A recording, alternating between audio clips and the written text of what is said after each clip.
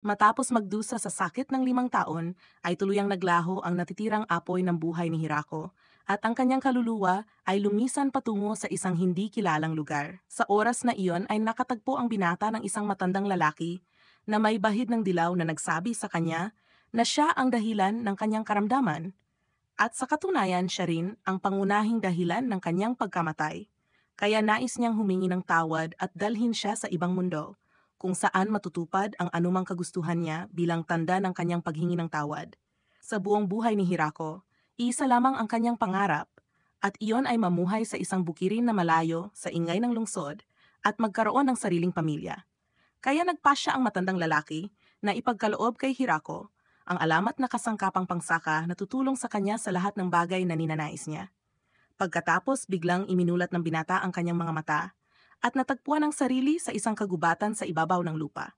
Siya ay labis na natuwa dahil sa wakas ay nagkaroon siya ng isang malusog na katawan.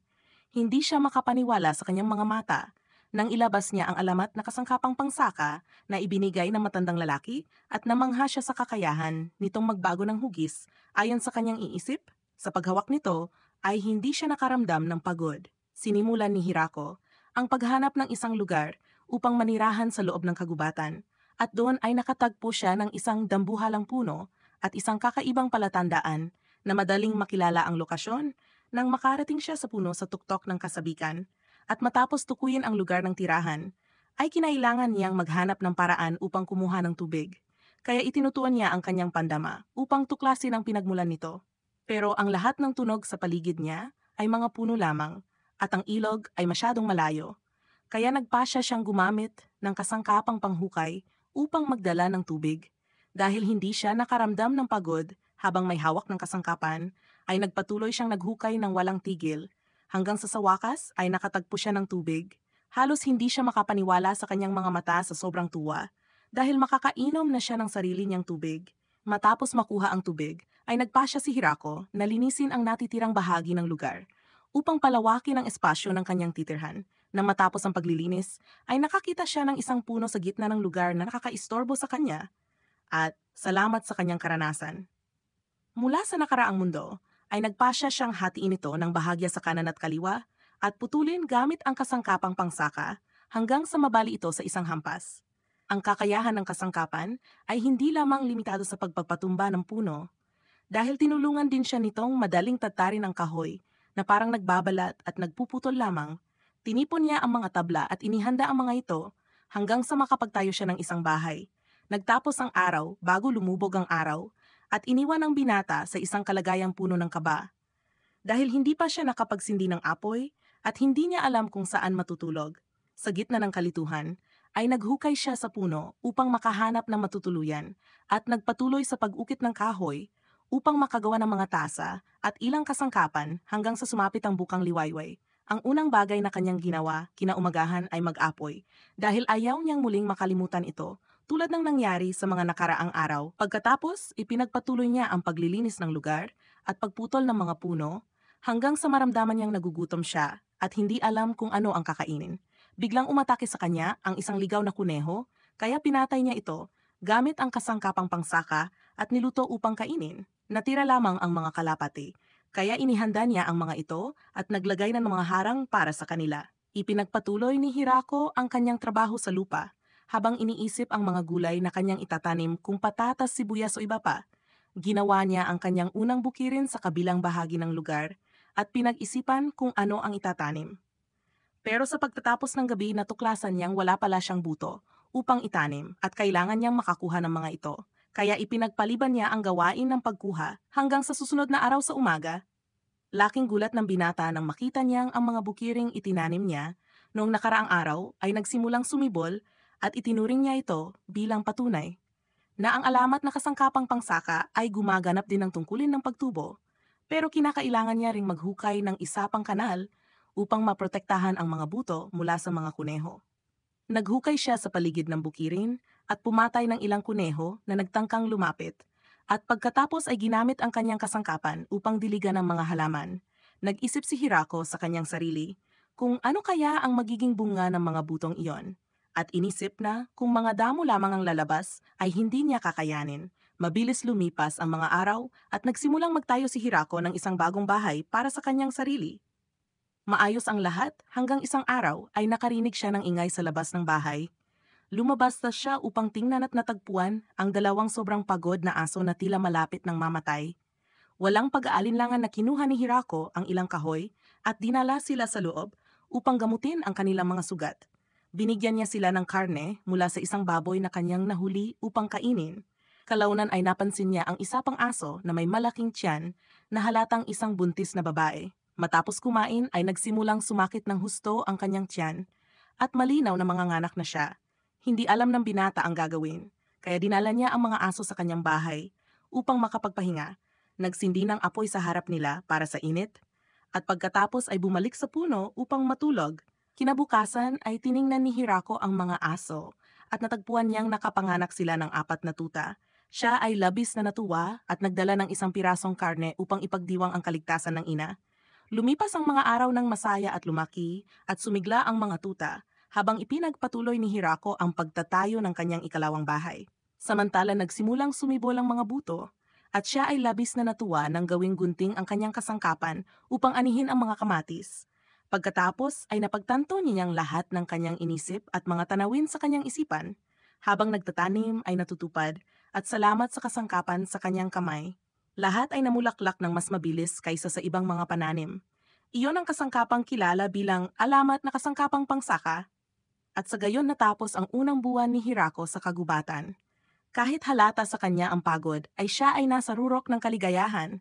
Nagpatuloy ang kanyang buhay ng matatag at natuto siya ng maraming aral sa panahong ito. Tulad ng kung paano pigilan ang pagkasira ng mga patatas sa pamamagitan ng paglilibing sa mga ito ng mas matagal sa lupa. At natuklasan din niya ang mga lihim ng paglaki ng puno at ang kanilang siklo ng buhay. Pagkatapos lumabas siya ng kanyang tirahan upang magtanim ng ilang punong prutas para sa tamis at ngumiti ang buhay sa kanya. Habang naglalaro kasama ang mga asong kanyang inagaan, maayos ang lahat hanggang sa dumating ang taglamig at nagsimula siyang mag-isip kung paano makakaraos dito. Inisip niyang gumawa ng isang jacket mula sa mga balat ng kuneho, pero hindi ito nagtagumpay dahil sa masangsang na amoy. Kaya nagtanong siya kung ano ang kanyang tunay na layunin. Samantala may lumitaw na tinatawag na zabaton. Isang alamat na gagamba na marunong maghabi ng tela ang dinala ng mga aso. At si Hirako ay labis na natuwa. Gumawa ang gagamba ng mga damit, mga jacket at mga gamit para sa init para sa kanya. Kaya gumaan ang kanyang puso at ang taglamig ay lumipas ng mapayapa. Habang nakaupo si Hirako sa loob na nagkukubli mula sa lamig, madalas niyang maramdaman na may kulang dahil wala siyang makausap at makabahagi ng kanyang mga nagawa. Kaya nakiusap siya sa Diyos na pagpalain siya ng isang taong makakasama upang mamuhay ng masaya. Makalipas ang ilang araw, nakakita ang mga aso ng isang maliit na tuta sa kagubatan at inalagaan nila ito at nagbigay ng luha. Si Hirako ay laging lumalapit upang tulungan ang dalaga, pero biglang inatake siya nito. Sinimulan niyang sipsipin ang kaunti sa kanyang dugo at nagbago ang kanyang anyo habang siya ay lumalaki. Hindi na unawaan ni Hirako kung ano ang nangyayari o ang dahilan sa likod nito. Kaya kinailangan ng mga aso na hampasin siya hanggang sa maubos ang kanyang lakas at bumalik muli sa maliit na anyo. Nilapitan siya ni Hirako at nagtanong, kaaway ka ba o hindi? Humingi ng tawad ang dalaga na nagsabing, patawad, dumadaan lang ako at tinangkang biruin ang mga aso ng kaunti. Pero hinampas nila ako gaya ng nakita mo. Pagkatapos sa isa pang pagkakataon ay nag-alok siyang sipsipin muli ang dugo niya upang mapagaan ang kanyang kalagayan at lumaki. Dahil malusog ang katawan ni Hirako at hindi na apektuhan ng dugo ay wala itong epekto sa kanya. Sa katunayan ang dalagang iyon ay isang vampira at ang pangalan niya ay Mira. Pagkatapos ay dinala ni Hirako si Mira sa kanyang tirahan at namangha ang dalaga. Ano ang mga halamang ito? Hindi ko pa sila nakita. Kailanman hindi ako makapaniwala sa aking mga mata. Pagkatapos ay pumutol si Hirako ng isang piraso ng kamatis para ipatikim sa kanya. At ito ay natunaw sa kanyang ngiti. Magkasama nilang ginugol ang araw na naglalakad sa hardin na didiskubre at itinatala ang mga halaman. Nang matapos ang araw, nakita siya ni Hirako na nakaupo mag-isa at naalala niyang hindi na siya nag-iisa, kaya nilapitan niya ito at nagsimulang makipag-usap. Ikinuwento ng dalaga ang lahat. Sinasabing tumatakas siya mula sa lungsod dahil sa takot sa mga sundalong humahabol sa kanya. Nagpasalamat siya sa pag-alaga sa kanya noong nakaraang araw at ipinaliwanag, hindi kita bibigatan, alis na ako bukas, kaya huwag kang magalit. Napuno ng matinding lungkot si Hirako sa kanyang mga salita, kaya lumapit siya at sinabi ayokong pakawalan ka, gusto kong manatili ka sa akin. Itinaas niya ang isang tasa mula sa kanyang kamay at sinabi mayroon akong kahilingan na maaring mabigat, pero umaasa akong maninirahan ka kasama ko. Ayokong manatiling nag-iisa. Sa sandaling iyon sinabi ng dalaga sa kanya, pero may mga taong humahabol sa akin at baka masaktan ka dahil sa aking presensya. Sumagot si Hirako, hindi ko alintana ipagtatanggol kita, pero sanay na ako sa ganitong buhay na mag-isa at ayokong manatiling mag-isa. Ang sagot ng dalaga, pero isa akong vampira at ikaw ay tao. Ngumiti si Hirako at sinabi walang problema, lagi kitang alagaan at mamahalin magpakailanman. Labis na natuwa si Mira sa mga salitang iyon, kaya namula ang kanyang mukha at nagsabi sang-ayon tayo, magpapakasal tayo. Simula ngayon kay ganda ng simula. Kinabukasan nagising si Hirako na puno ng sigla at nagtungo sa kanyang bukirin upang magtrabaho ng may matinding enerhiya. Hindi masukat ang kanyang tuwa. Ipinakita ni Mira ang kanyang pagmamahal sa pamamagitan ng kanyang maliwanag na pagbati na kasing aliwalas ng kabilugan ng buwan. Pagkatapos ay sinabi niya sa kanya, ikaw ang unang tao sa ating nayon at ang kakaibang bilang mo ay 30. Ngumiti ang dalaga at nagsabi kay gandang 30.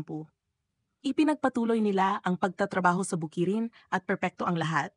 Kinabukasan habang abalang nagtatrabaho ang lahat sa katahimikan, biglang tumunog ang kampana ng alarma at nagmamadaling lumabas si Hirako upang tumingin sa labas. Nakita niya roon ang isa pang dalagang nakatali ng mga aso katulad ng nangyari kay Mira. Noon natuwa si Hirako at pinalaya siya. Pagkatapos ay nagtanong sino ka at bakit ka narito. Ipinakilala ng dalaga ang sarili, sinasabing ako si Tia, isang inapo ng kalangitan. Dumating ako upang maghanap ng isang tiyak na tao. Idinagdag niya na ang taong iyon ay nagtangkang tumakas.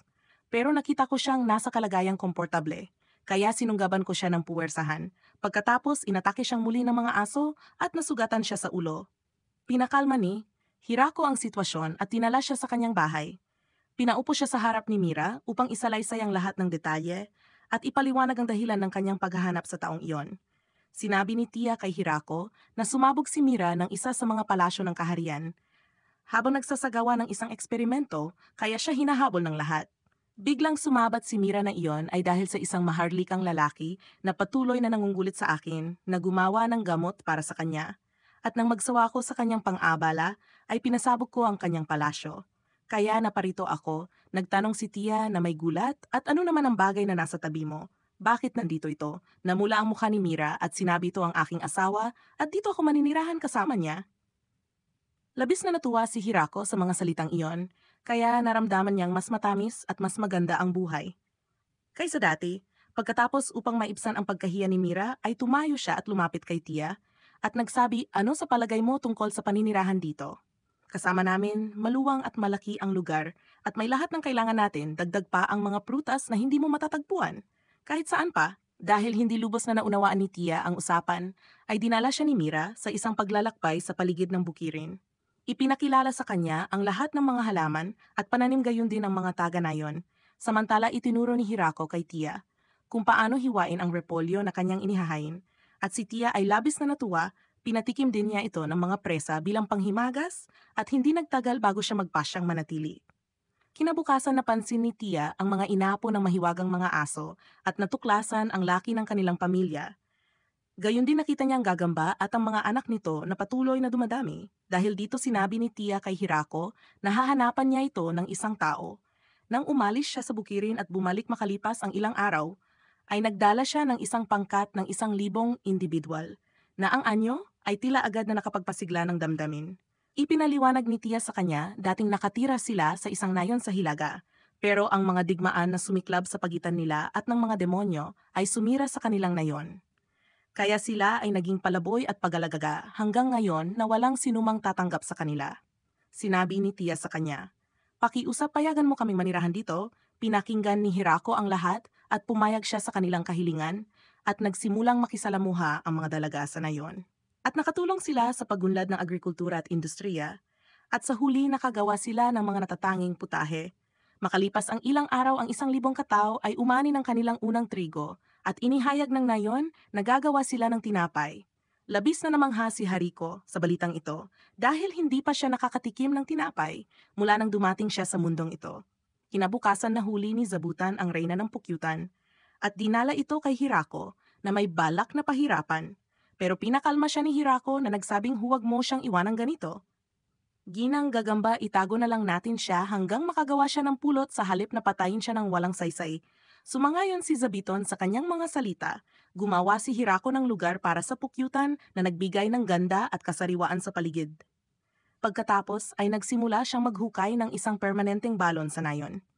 Dahil dumami na sila, at ang kasalukuyang balon ay hindi na sapat para magbigay ng tubig, kasama ang 1,000 kasamahan sa kanyang paligid, nagpasya siyang gamitin ang alamat na kasangkapang pangsaka upang siksikin ang lupa sa isang tiyak na hugis.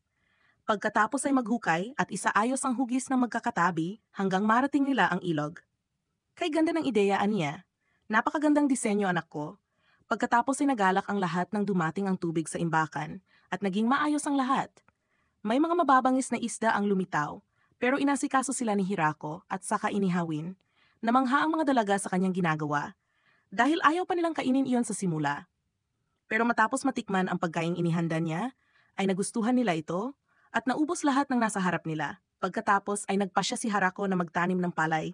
Nagsimula siya sa pamagitan ng paghuhukay ng isang kama para sa punla at nilagyan ito ng tubig mula sa bagong imbakan na kanyang itinayo. Kinuha niya ang mga punla at ipinamigay sa mga dalaga sa maayos na hilera habang sama-samang nagtatrabaho ang lahat. Makalipas ang ilang panahon tumubo ang palay at inani ito ni Hirako. Iniwan itong matuyo ng bahagya upang mabawasan ang kahalumigmigan. Pagkatapos ay tinipon, giniling at nilinis kaya naging handa ang bigas. Halos hindi makapaniwala si Hirako sa tuwa habang nakikita ang mga dalagang gutom na naghihintay. Sinabi niya maghintay lang kayo, sandali malapit nang matapos ang pagkain. Habang sinisindihan niya ang kalan at inilagay ang bigas sa loob, naghanda siya ng mga bola ng kanin at ipinamigay sa mga dalaga. Nagalinlangan ang isa sa simula, pero natikman niya ito at natuwa sa lasa. May palaman itong karne masarap at simple. Pagkatapos ng lahat ng iyon ay nagpatuloy ang buhay sa nayon. At matapos nilang tapusin ang pagsasaka, minsang nakita ni Hirako ang mga dalaga na naglilinis ng kanilang sarili gamit ang mahika. Pagkatapos ng isang araw na trabaho at nalungkot siya na hindi niya iyon magawa gaya nila. Kaya naisip niyang magtayo ng isang malaking paliguan at sinimulan niya itong idisenyo nilaan ng espasyo para sa paliguan, lugar ng sabon, mga lababo at gripo. At iba pa, maganda ang takbo ng konstruksyon maliban sa problema ng daluyan ng tubig na nananatiling dapat lutasin. Dahil ang tubig na lumalabas mula sa paliguan ay hindi pwedeng bumalik sa ilog. Dahil dito nagpasya silang magdala ng maliliit na simpleng nilalang na slime na naglilinis ng tubig mula sa anumang dumi.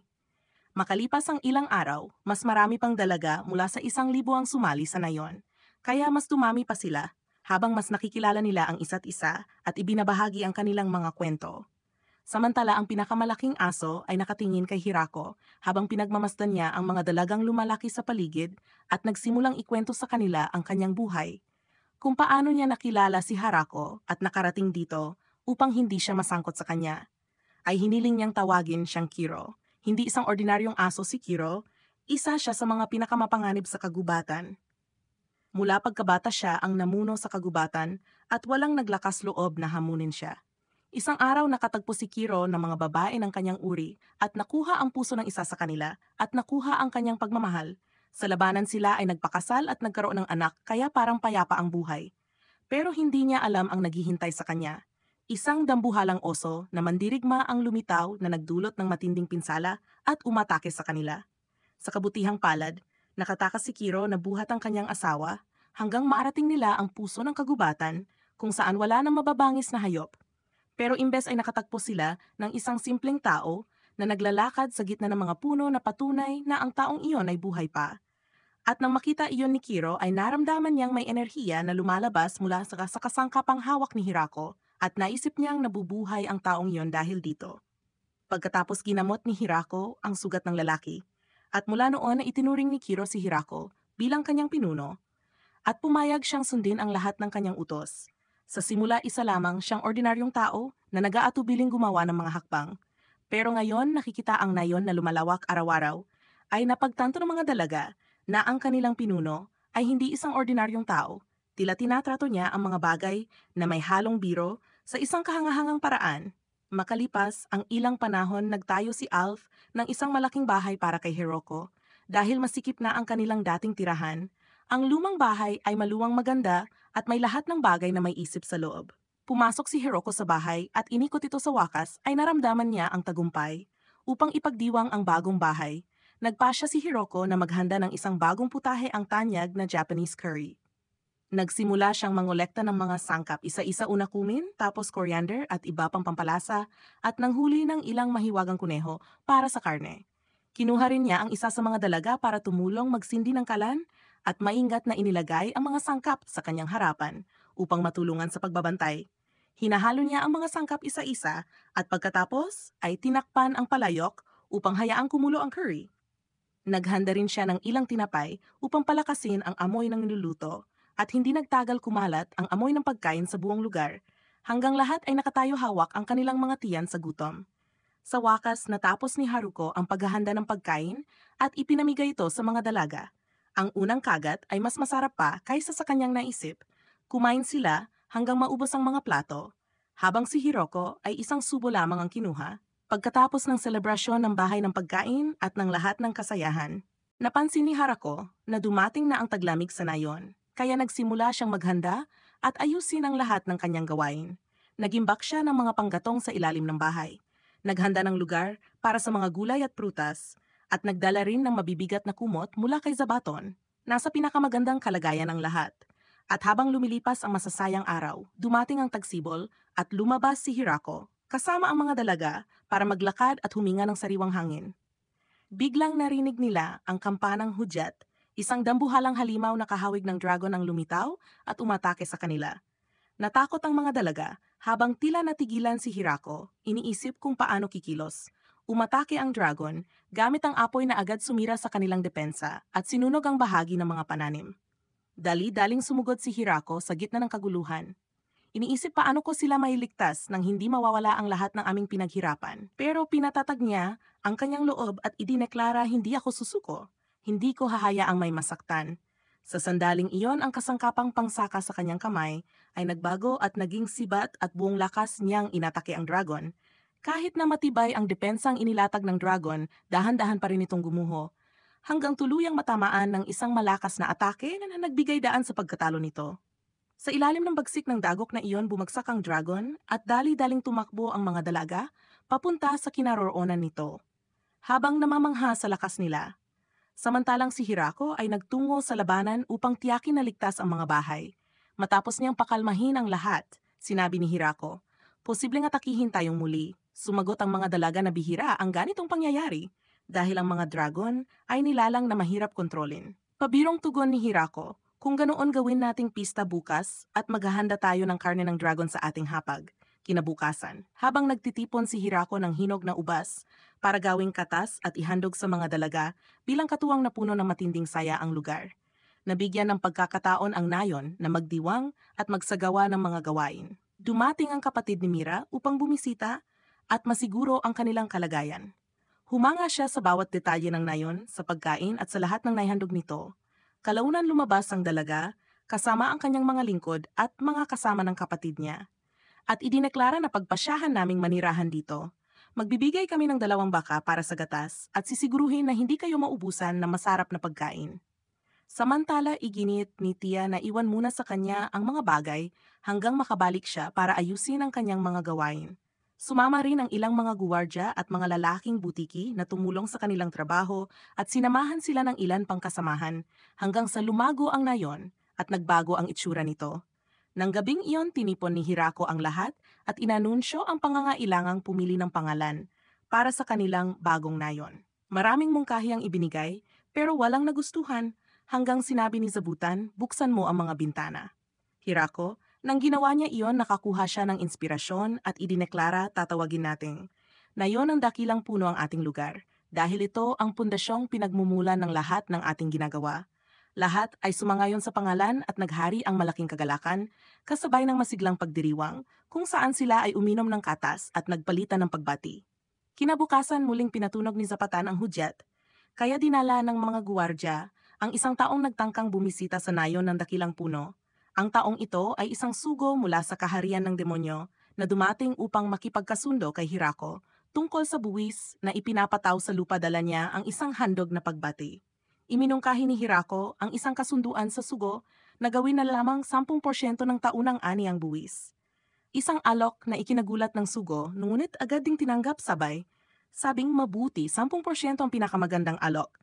Nilagdaan ng dalawang panig ang kasunduan at nagkasundo habang tila namangha si Hirako sa naging kasunduan, iniisip na maaaring ito ay magsilbing pahiwatig na kinikilala siya ng kaharian ng demonyo bilang isang nagsasariling estado. Sa oras ng anumang pag-atake ay paninindigan nilang kumampi sa kanya, isang bagay na higit pa sa halagang binanggit na 10%. Matapos, may sakatuparan ang kasunduan. Nagdiwang ang lahat sa matagumpay na kasunduan at lumabas na naging maayos ang lahat na nagdulot ng mas malaking kagalakan sa nayon. Sa kabilang banda ang sugo ng kaharian ng demonyo ay naupo kasama ang kanyang mga tagapayo habang tinatalakay ang kanyang mga nakita at sinabing ako ay nasa isang lubang nakakatakot na sitwasyon. Ang nayon na ito ay hindi tulad ng mga kwento, kundi mas mapanganib pa. Nakatagpo ko ang dalagang vampira na si Mira, na iniwan ang lipi ng langit, at si Tia hindi lang yon kundi nakita ko ang mga sundalo mula sa lahat ng panig. Hindi mabilang na mga hayop at mga lobo hanggang sa punto na imposibleng manirahan kasama nila, inalok ako ng isang nakakatakot na kasunduan kapalit ng 10% at hindi ko maiwasang tanggapin agad. Nagbigay rin sila sa akin ng isang regalo na aking dinala. Dapat malaman ito ng hari ng demonyo sa kabilang panig. Ang taong tinawag na Rondin ay nakaupo sa kanyang trono, lubos na natakot sa kanyang narinig. Sinabi niya, hindi ko ito kayang tiisin ako, ay magbibitiw. Ipinahiwatig ng salita na ang taong ito ay paminsan-minsang magbibitiw. Kinabukasan tinanggap ng nayon ng dakilang puno ang kanilang pangalawang bisita, ang hari ng dragon mismo na dumating upang bumati dala ang isang espada bilang handog upang markahan ang simula ng kanilang pagkakaibigan na sumisimbolo sa kanilang ugnayan bilang magkapitbahay. Habang nagtitipon ang lahat sa nayon upang uminom ng katas na kanilang inihanda, labis na natuwa ang hari sa kalidad nito. Kaya nagbago ang kanyang damdamin at hindi na nais umalis pa mula sa nayon at iniharap din ni Hirako sa kanya ang isang bag ng mga handog habang siya ay papaalis at ang dragon na tinukoy ay tinawag na Drain. Pagkatapos ng lahat ng mga pangyayaring iyon nakaramdam si Hirako ng kalungkutan sa isang bagay. Hindi maayos ang kanilang nayon sa pagtanggap ng mga bisita na nagtulak sa kanya na isipin ang pagpapatayo ng isang bahay panuluyan. Kaya ipinaliwanag ni Hirako sa mga dalaga ng nayon ang mga kinakailangan upang maayos na maisagawa ang pagtanggap ng mga bisita. At sinimulan niyang hatiin ang mga mamamayan ayon sa kung paano nila haharapin ang mga panauhin, binigyan si Zabuton ng kampana para kung may makikitang paparating ay tutunog ito. At kung ang bisita ay kaaway agad na magsasagawa ng alarma, kinabukasan dumating ang unang mga panauhin sa nayon. Ilang mga ngalakal na dumating upang magtatag ng patas na kalakalan sa pagitan nila at ng nayon ng dakilang puno. Isang lugar na ang balita ay kumalat na sa buong kaharian ng demonyo kahit na hindi kasing init ng pagtanggap gaya ng kay Haring Dragon. At sa ibang iginagalang na bisita ay sinalubong pa rin sila ng mga dalaga kahit pa hindi sila komportable dahil sa dami ng mga tagasunod na nagtatago sa kagubatan na nagdulot ng kaunting pagkahiya ng madiskubre. Pagkatapos ay tinanggap sila sa bahay panuluyan kung saan maingat na inayos ng mga katulong ang lahat para sa kanila. Habang nasa masayang kalagayan ang lahat nilagdaan ang isang kasunduan sa kalakalan sa pagitan ng kanilang nayon at sa iba pa, nagkasundo silang magpalitan ng mga materyales sa kanilang panig. Mayroon silang aluminyo at teflon.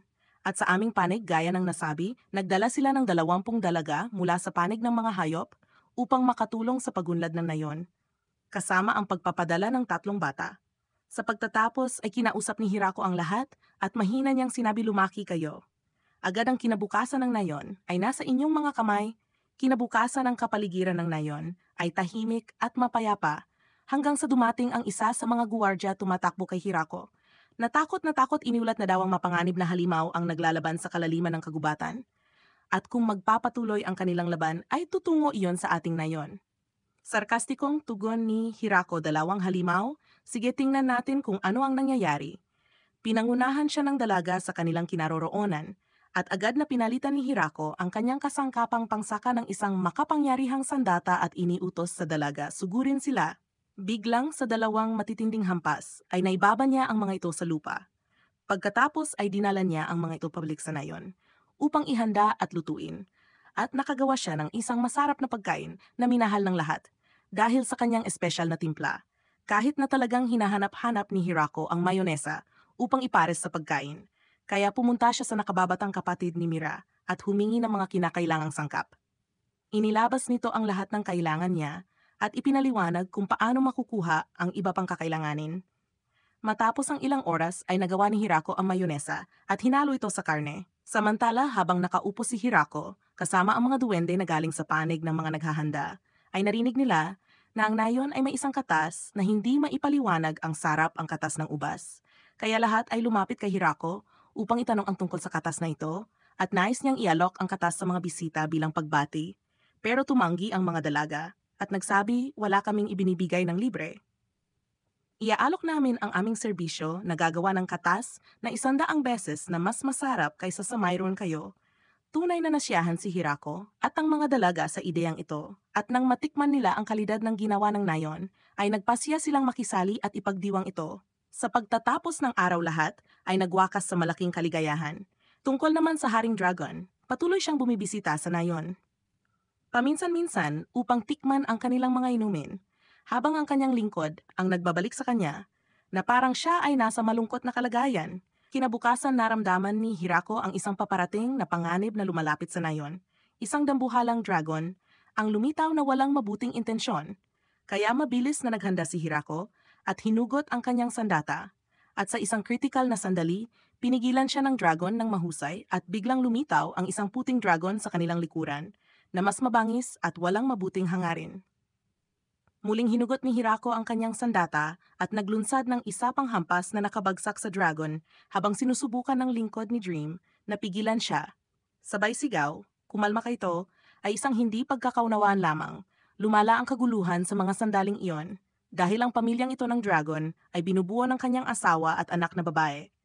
Tumakas ang ama sa gabi sa paniniwalang ang kanyang asawa ay hindi tapat kaya sila ay patungo upang maghiganti sa kanya. Ngunit nang malaman nila ang totoo at kung ano ang ginagawa ni Dream, ay humingi sila ng tawad kay Hirako para sa lahat ng ingay na kanilang ginawa. Kaya iniwan sila ni Hirako at nagpatuloy sa kanyang daan. Sinabi ng ina sa gilid ng kanyang mata, kung hindi dahil kay Zabuton na humila sa kanya bago pa numabot ang sandata ay patay na sana siya. Upang maiwasan ang pamamayani ng sobrang lakas, napagpasyahan nilang samahan ang nayon sa isang tiyak na paraan. Sa tingin ng ina, iniisip niyang ipasama ang kanyang anak na babae sa nayon upang mapalapit sila at makabuo ng ugnayan kay Hirako. Pero hindi lahat ng bagay ay naayon sa plano, tunay na pumayag si Hirako na isama siya sa nayon. Ngunit ang dalagang iyon ay hindi angkop sa gawaing agrikultural. Masyadong malakas ang kanyang lakas upang maging tunay na magsasaka. Sa halip siya ay dapat gumanap ng tungkulin sa pagtanggap ng mga bisita. Kaya itinalaga siya ni Hirako bilang pinuno ng pagtatanggap ng mga panauhin dahil taglay niya ang malaking karunungan at husay sa pagsasalita, kasama ng kakayahang mamahala at magturo ng trabaho sa oras ng kagipitan. Ang unang customer na hinarap ng dalaga ay isang sugo mula sa kaharian ng demonyo na dumating upang humiling ng karagdagang mansanas dahil naging tanyag ito sa mga mamamayan ng kaharian. Nang makita niya siya, ay namutla ang kanyang muka at nagsabi sa ngayon na kung ayaw mo akong bigyan ng anuman, ay ayos lang kahit sa pamamagitan ng bota. Kinuha ng dalaga ang lahat ng kinakailangang bagay at ipinaliwanag ang mga detalye sa kanya. Pagkatapos ang sugo ay nagtungo sa kanyang mga tagapayo upang ikuwento ang kanyang nakita. Sabay, sabing hindi ninyo paniniwalaan ang aking nasaksihan. Nakakita ako ng isang dragon at hindi ko alam kung paano siya nakasama o kailan nangyari. Ngunit sigurado ako na kahit pagsamahin pa natin ang lahat ng puwersa ng kaharian, ay hindi natin siya kayang harapin. Nang marinig ni Randall ang mga salitang ito, siya ay labis na naguluhan at nagsabi tama na magbibitiw na naman ako halika na ito, na ang ikatlong beses kong nagbitiw. Kinabukasan nakatagpo ang sugo ng isang dalaga na nagsabi sa kanya ng lahat ng kanyang nakita. Hiningi niya na manirahan ito sa nayon ng puno upang pag-aralan ng kalikasan at pinagmula ng kanilang kapangyarihan. Sumangayon ang dalaga at naglakbay patungo sa nayon ng puno. Upang tuklasin ang mga detalye nito, nakilala niya ang isang dalagang nagngangalang Lassie sa pasukan ng nayon. At nang makita niya ito ay nakaramdam siya ng takot sa una. Pero iyon pa lamang ang simula. Pagkatapos pumasok ang dalaga sa nayon at isa sa mga tagapagtanggol ang kumuha kay Lassie upang talakayin ang ilang bagay sa labas ng hangganan ng nayon. Kaya naiwan siyang mag-isa na gumala sa paligid ng nayon. Isinusulat ang lahat ng nakikita at nagtatala ng mga detalye Umupo ang dalaga at nagisip sabay. Sabing ang natitira na lang ay ang punong bayan na ayon sa kanila ay malakas. Pero hindi ko pa siya nakikita. Sa sandaling iyon dumaan si Hirako at kinausap siya. Pero patuloy lang niyang tinatawag itong isang karaniwang magsasaka. Nang hindi tumutugon o nagpapakita ng sarili, biglang sinabi ni Lassie sa kanya na nagulat ang dalaga sa presensya ng isang mahina raw na tao dito. Kaya ngumiti si Lassie at nagsabi ito ang taong muntik ng sumira sa akin. At sa aking ina sa unang araw na nakita namin siya, siya ang punong bayan ng nayon. Kaya mag-ingat ka sa pakitungo sa kanya. Sa sandaling iyon napagtanto ng dalaga ang lawak ng kanyang maling paghusga at nalugmok siya sa matinding takot, na nagpa siyang igalang ang sarili at sumama sa nayon. At sa bawat pagkakataon na makatagpo niya si Hirako, siya ay nanginginig at nagsasalita sa tinig, na tila umiiyak, ang kanyang mukha ay nagsisiwalat ng lahat ng walang pagaan. Kinabukasan natagpuan ni Hirako ang isa sa mga nilalang na slime na ininom ang lahat ng katas sa nayon, nang hindi nagiwan ng kahit isang patak. Nagalit ang mga dalaga at nagsimulang humingi ng parusa, kaya nilapitan sila ni Hirako at sinabing sige paparusahan ko siya. Naunawaan nilang magiging mabigat ang parusang iyon, at kung may paliwanag ko lang kung paano niya ito pinarusahan. Habang kumakain si Hirako ng kanyang pagkain ay ngumiti siya at nagsabi, namimiss ko talaga ang pagkaing dagat. Nang marinig ito ng mga dalaga, sila ay nagulat at nagsabi marunong ka pa rin palang magluto. Tumugon siya na natatandaan ko lang ang mga sangkap at tingnan natin kung saan natin makukuha ang mga ito. Ngumiti si Lassie at nagsabi kuya mayroon tayong karatig na bansa sa hangganan na nasa isang maasahang pampang pangisdaan na nagbibigay ng masaganang isda. Ang kailangan mo lang gawin ay sabihin sa akin ang mga sangkap at dadalhin ko ang mga ito sa iyo ng may katumpakan. Tumugon si Hirako mabuti, umalis ang dalaga kasama si Sarah at isa sa mga lalaking butiki sa isang paglalakbay na tumagal ng 3 araw. Bumalik si Lassie at si Sarah dala ang lahat ng isdang hiniling ni Hirako. Hindi lang iyon, kundi ang punong mga ngalakal ng lungsod ay dumating din upang talakayin ang kasunduan sa kalakalan kay Hirako. Ang lalaki ay kumpiyansang ipinakita ang kanyang katayuan at nakipagkasundo kay Hirako na maging opisyal na mga ngalakal ng nayon na magbibigay ng anumang kailangan sa anumang oras. Nagbigay si Hirako ng ilang mga kalakal mula sa kanilang mga tao at pagkatapos ay muling umalis si Lassie upang samahan ang pinuno sa pagtanggap ng higit pang mga kalakal. Ang pinuno ay labis na natuwa hindi lamang dahil nakapagtatag siya ng isang matagumpay na kasunduan, kundi dahil din nakabalik siya sa kanyang buhay. Matapos ang ilang araw na ginugol sa pagkakahiwalay at panganib, isang umaga, habang ang Pangulo ay nakaupo ng payapa sa kanyang opisina, isang gwardya ang dumating upang ipaalam sa kanya na may mga dayuhan na nais siyang makilala. Tumugon ang Pangulo, lalaki sa tingin mo ba, ay matagal ko nang hinihintay ang mga ito. Sige ibigay mo sa kanila ang kailangan nila. Habang papunta ang Pangulo upang makilala ang bisita, nakaramdam siya ng kilabot sa kanyang katawan. Lumabas kalaunan na ang bisita ay si Sarah, ang anak ng ministro ng kaharian ng demonyo, na dumating upang masaksihan ang mga kalakal sa nayon at kumuha ng ilan sa mga produktong iyon. Ipinakita ng Pangulo ang ilang mga produkto sa kanila at nakipagayos tungkol sa mga presyo at detalye. Nagtapos ang pag-uusap sa isang mabungang kasunduan, kung saan kinumpirma ng bisita na dadalhin niya ang lahat ng kinakailangan. Iniutos ng Pangulo, sige dalhin ninyo ang lahat ng isda mula sa dagat at huwag kalimutang dalhin din ang kailangan para linisin ang mga isda. Tungkol naman sa natitirang kalakal ninyo, mga anak nasa inyong paglilingkod ako. Habang nakikipag-usap si Sarah sa Pangulo, may isa sa mga dalaga na biglang sumigaw na may kaba at lumabas si Hirako, kasama ang grupo upang tingnan kung ano ang nangyayari. Doon ay nakatagpo sila ng isang dragon na nakatayo sa harap ng nayon, naghihintay upang umatake sa umaga, na parang ang dragon ay tumatangging magsalita. At sa halip ay nakatitig ng may pagkagalit.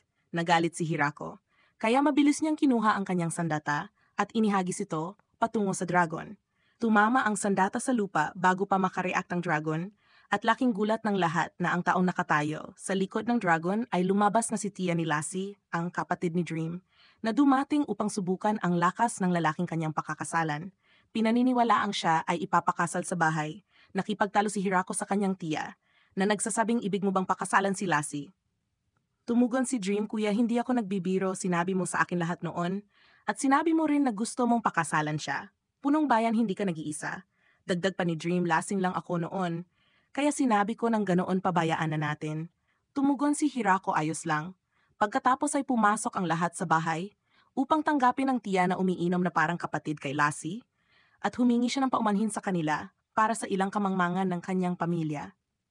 Samantala sa kaharian ng mga demonyo, nalaman mismo ng haring demonyo na lahat ng mga dragon ay nagtipon sa nayon ng puno.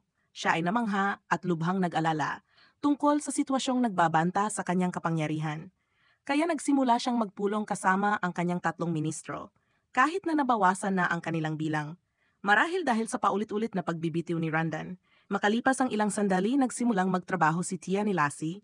Bilang isang guro, nagtayo ng isang paaralan upang turuan ang mga batang nayon ng pagbasa at pagsulat, nagdagdag ng isang bagong guro sa hanay ng nayon. Samantala, ang anak na babae ng haring demonyo ay nagpasyang isipin na si Sarah ay dinukot sa nayon ng puno. Kaya pinili niyang sagipin ito at nagdala ng 3 katulong at 300 kabalyero na naglakbay kasama niya kinabukasan upang atakihin ang nayon. Habang ang ama ni Sarah ay naging mahinahon at hinayaang mangyari ang lahat. Hindi kinaya ng ministro at pumunta kay Sarah upang ipaalam sa kanya ang lahat na naganap. Sabay sabing prinsesa nagpasya si Flora na atakihin ang nayon bukas. Dahil naniniwala siyang ikaw ay dinukot at dumating siya upang iligtas ka. Nagulat si Sarah sa mga salitang ito at nagsabi, "Ano ang sinasabi mo, ako ba ay dinukot? O ano kung iniisip mo yon? Ministro, kailangan mong kumilos." Agad tumugon ang ministro, "Huwag kang mag-alala. Iwan mo na sa akin."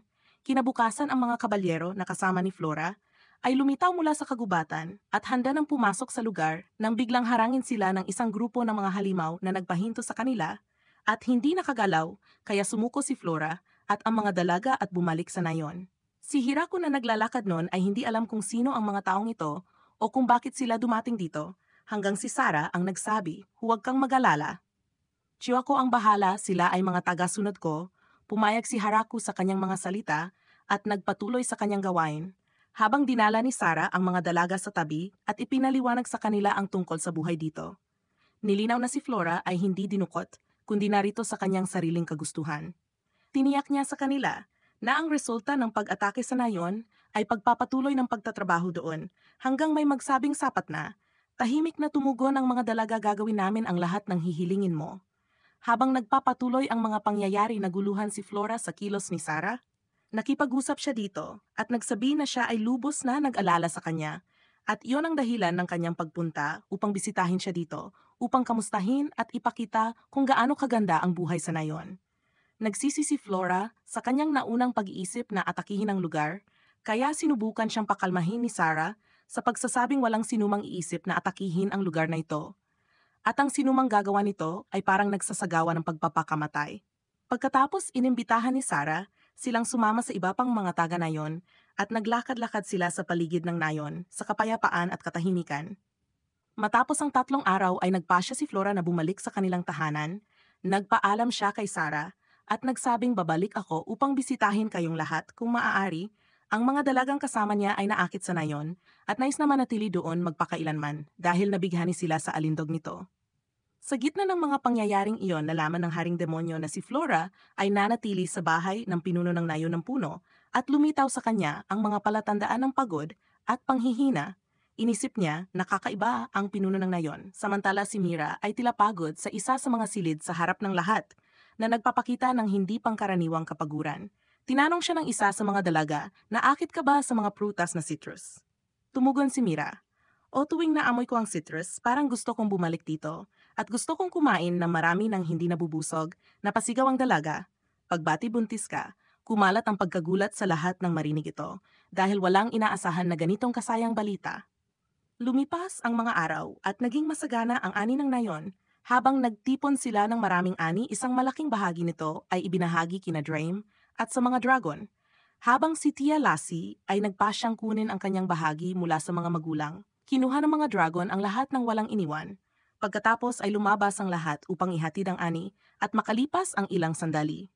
Bumalik si Tia Lassie, dala ang ilang mga duwende sa bundok na dinala niya sa nayon. Sila ay hindi mga lalaki kundi mga babae lahat. Si Mirako, ang mapagmahal na ama, ay sinalubong sila at pumasok sila sa nayon. Naging kahanga-hanga ang kapaligiran na puno ng kagalakan, habang natututo ang mga taga nayon ng paggawa ng palayok at mga kagamitan na nagpapayaman sa kanilang galing. Lumilipas ang mga araw at napansin ng lahat na si Mira ay nagsimulang magpakita ng mga palatandaan ng pagkabagod habang unti-unting lumalaki ang kanyang tiyan. Si Hirako na parang ama ng lahat ay paulit-ulit na lumalapit sa kanya upang tanungin ang kanyang kalagayan at hangarin ang kanyang paggaling na umaasang maging isang mapagmahal na ama sa kanilang lahat. Upang matiyak na aalala ng lahat ang kanilang mga paghihirap at nararamdaman ang pagkakaisa sa layunin. Nagpasya si Hirako na hindi sila inom ng katas hanggat buntis si Mira dahil karaniwang iniiwasan niya ito. Sa kabila ng pagmamalaki ng mga taga na yon sa kanilang katas, iminungkahi na hayaan nila itong mabulok ng mas matagal upang baguhin ang lasa at pagandahin ang kalidad nito. Nakalaunan ay ikinatuwa ng lahat. Tinanggap ni Hirako ang ideya at hinayaan silang ipagpatuloy ito. Makalipas ang ilang araw na tagpuan ng tatlong duwende na kaupo sa tabi na hindi masaya dahil ang kanilang katas ay hindi na iniinom gaya ng dati.